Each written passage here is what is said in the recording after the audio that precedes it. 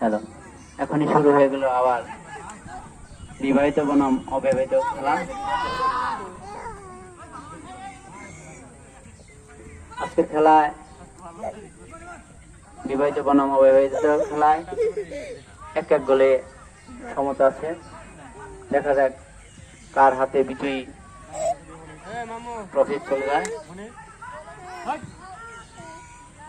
সুন্দর সেট।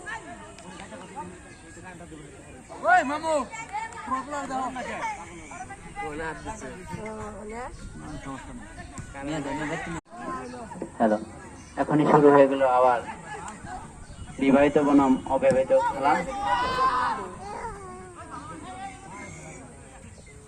আজকের খেলায়